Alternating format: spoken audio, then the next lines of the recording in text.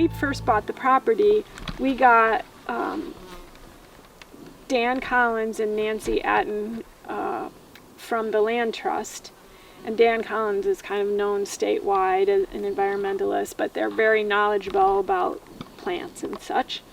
They walked through the property with us, so I took all these notes, and they were talking, we walked through and told us about all the grasses and sedges, and I didn't even know what a sedge was, but it's really a grass, I'm like, oh my gosh, he was really excited about all this grass. But he talked about the maple hardwoods where we're going and all the different wildflowers that were going up there because, of course, it had been untouched for 80 years. Yeah.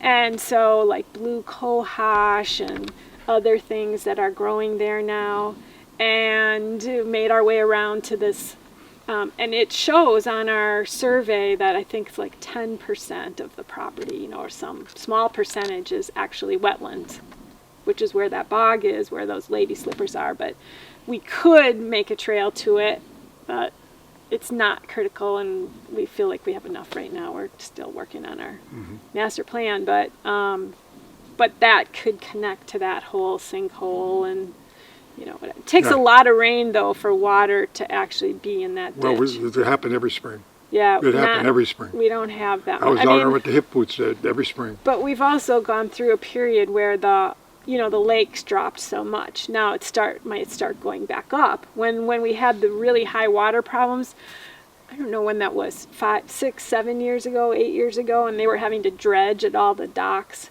then you could see a little bit of water, but didn't need.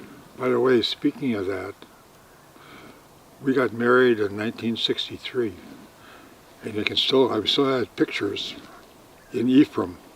But as far as you could see, it was just a flat. The bay was almost completely land in Ephraim. That was the lowest I think that had ever been. In North Bay, the same thing out of Bailey's Harbor. You had to go like a half a mile, 3/4 of a mile to get, It's been like that the last few years. But that was, I think that was the ultimate low point. You're 63 or 64. Yeah. That was the ultimate low point. I'm sure it was getting close to that because. But it's funny how.